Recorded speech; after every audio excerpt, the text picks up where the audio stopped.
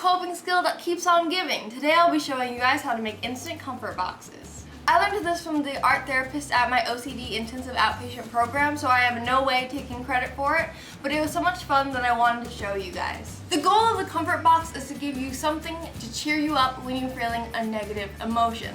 So you can have this little tiny box right in your pocket to cheer you up with an inspiring quote inside. So here are my comfort boxes that I've already made. As you can see, it's not very nicely done because at the program there's really no time to make anything really good, but I wrote hope on it. And basically the idea of the comfort box is to give you something to look at when you are feeling down. So I wanted this to inspire hope in me, and I put a Bible verse inside, and then on the back I put a little anchor. And this is what my other one looks on the outside. It says comfort on the top in small letters. I put like a little arrow pattern. Let's see if this can focus. And then it's just the arrow pattern, and then on the inside I have another verse.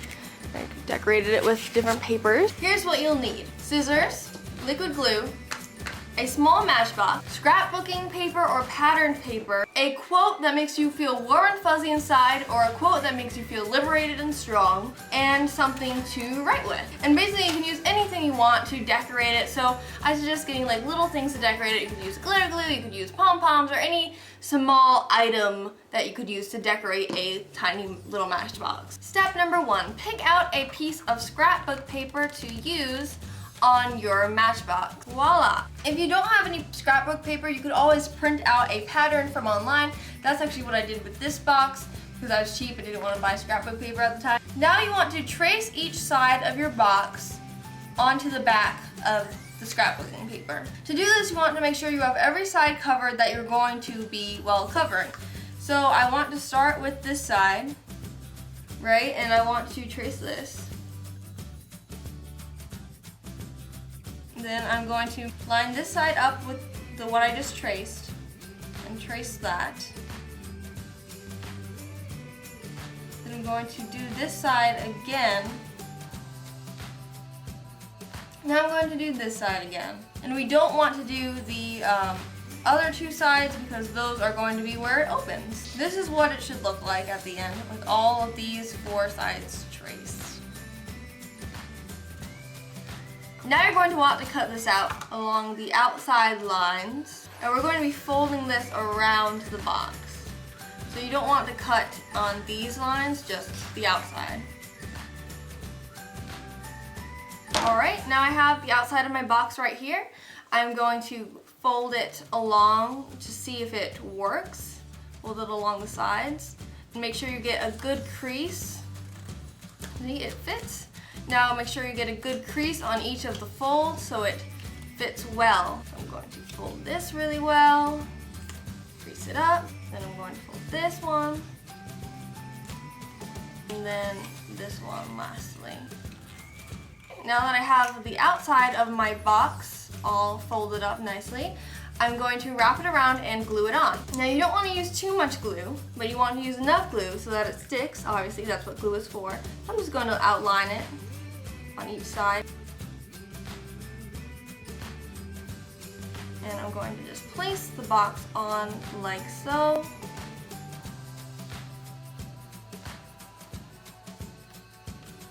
Try not to get too much glue on the paper.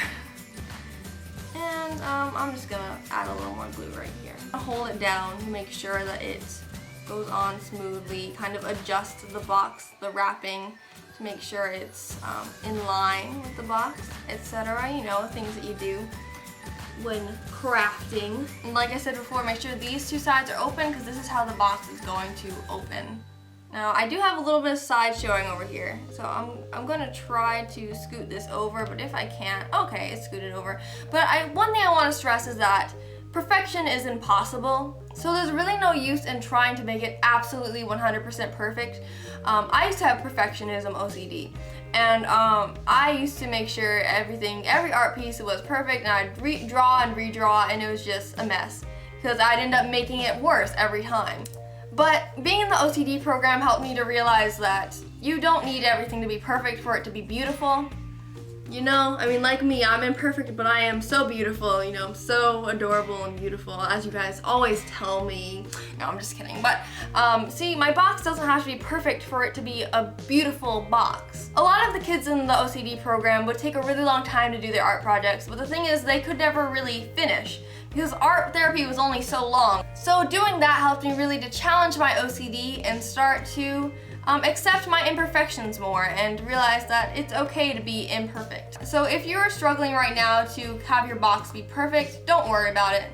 It can be beautiful without it being absolutely perfect. And I kind of believe that imperfections are what makes art great. Art doesn't have any rules. You don't need to be perfect to be an artist. You just need to have creativity and you need to have passion. So put passion into your box, not perfection. Anyway, I'm going to continue now because I've been just lecturing you. So now it's time to decorate the outside of your box. You can use more paper if you want. You can use any more paper. You can use markers, pencils, colored crayons, whatever you want. You can use tape, glitter. It is a tradition to write a negative, either the negative emotion you want to get rid of by opening the box or the positive emotion you want to inflict. Is that the right word? For opening the box. Inflict always reminds me of pain, so I don't know if it can be used in a positive context, but you get what I'm saying. Even though those are the traditions, you can really do anything you want with your box. But since it's my tradition to write what I want to inflict on the box, so I'm going to do that with this. Now I was thinking I would do inspiration for this box. That doesn't come out too good. Boy, I don't like it. I don't like it.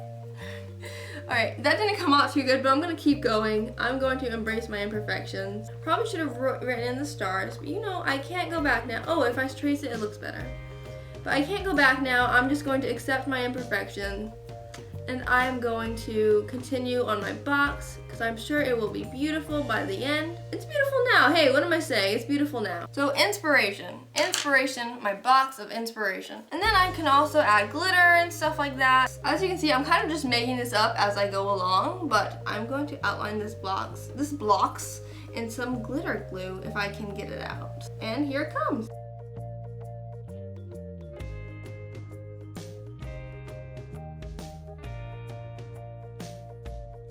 Ta-da! There we have it. We have a glitter border now. I'm also going to use my idea that I had for this word that didn't come out so well. I'm going to use this that was on the top of here. There's kind of a matching print. I'm going to put it over here. Actually, oh, hey, oh, this is fun. Crafting is fun. All right, maybe I can just put it across like this, but I don't really know if I like that. So I'm gonna experiment with that a bit. So I know I'm all about embracing my imperfection, guys, but it's really hard to see that word, you know? If this was an exposure for my OCD, then I would definitely not fix that imperfection. But since I am making this for fun and OCD is not bothering me, I'm gonna go for a little extra design, why not? Oh yeah, it looks cute too, I like it. I approve of this decision. The outside is pretty much done for me. I don't really have many things to go with, so I'm gonna call it done. You know, I could have written inspiration in the glitter glue. What am I thinking? Oh well. I could also decorate the back if I wanted to, but since I just did the glitter glue, I'm not going to do that. I'm going to decorate the inside of the box, so I'm going to open up the box, set this aside. I think I'm gonna go with the same paper for the inside. So this is a little hard to measure out. What I can do is I can try to fold it in. I'm gonna just fold it in here. I'm going to glue this inside. I'll try to fit that in there, in the middle area, since I kind of cut it too small. So now that I have the base of my box, I'm going to find some lighter paper to go over it because as we notice on the top of the box, it's a little dark. How about this pink? This pink looks nice. It looks like it might work. I'm going to cut out a piece of this pink, and now I shall put it on in the middle, see how that looks. And ta-da. And once again, I probably should have written my quote on it before gluing it in, but once again, I did not do that. So once again, I will be writing it while it's glued in. I'm going to use this green colored pencil to write on the inside, and I have my quote. Since I've always used Bible verses in these, I'm going to use a Bible verse inside of this one. Now, one option for this is to do a little diorama inside the box. I did not do that, but that is an option that people have done online. To finish the inside, you just write in your chosen quote as I have done, and voila, my inside is done. And actually, now is the glue dry? Oh nope, it's not dry. However, my whole box is pretty much done. So I'm going to show you this up close and personal. So here is my inspiration box. I can use it whenever I am feeling, I guess, not inspired. I can use this to inspire me, instill no fear in me because of my quote that says, "Yea, though I walk through the valley of the shadow of death, I will fear no evil." And I find that a very inspiring and comforting quote. So that is why I use it. As you can see, it's not perfect. I'm not perfect. I'm not the best artist even, but anyone can do this fun little craft. And it will cheer you up in the moment, and it can cheer you up for many years to come. So if you followed all of these steps, you've now made your very own comfort box. I hope you guys enjoyed this video and this little craft. I hope you can make it for yourselves one of these days because it's super fun, super cute little thing to do, and super inspiring when you can look back on these quotes. And you can use them a lot. I don't really use them a lot, to be quite honest. I mostly like the craft. But if you want, you can use them a lot, and you can keep it in your back pocket or whatever, you know. This one is still drying, so I'm being careful with it. But anyway, thank you guys for watching this video, and I will see you all later. If you like videos like this and want to see more crafts and coping skills and stuff like that, leave it a like down below and give me a comment, show your support. Try not to insult my boxes. They are beautiful in their own right. But thank you guys for watching, and I will see you all later. Bye!